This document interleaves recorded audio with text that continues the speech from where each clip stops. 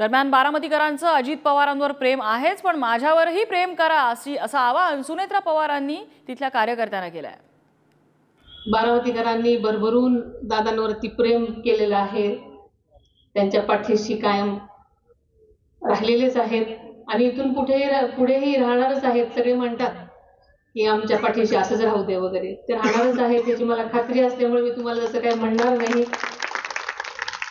प्रेम मात्र कायमच दादांवर तुम्ही केलं, पण माझ्यावरही करताच आहात ही मला खात्री आहे।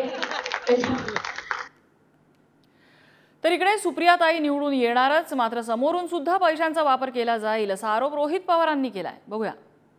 लोकात आम्ही असतो, लोकांशी आम्ही चर्चा करतो, ठीक आहे, पुढून पैशाचा वापर हा खूप मोठ्या प्रमाणात केला जाईल असंही काही जण म्हणतात।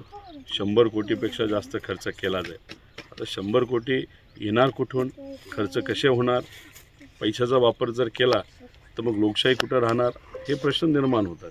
पण आम्ही लोकांवर विश्वास ठेवून तिथं लढत आहोत आणि आदरणीय सुप्रियाताईंचं काम गेले 5 वर्ष हे खूप चांगलं आहे आणि तिथं लोक त्यांना ओळखतात, त्यांचं कार्य बघितलेलं आहे, त्यामुळे आम्हाला विश्वास आहे सुप्रियाताईच तिथून निवडून येतील।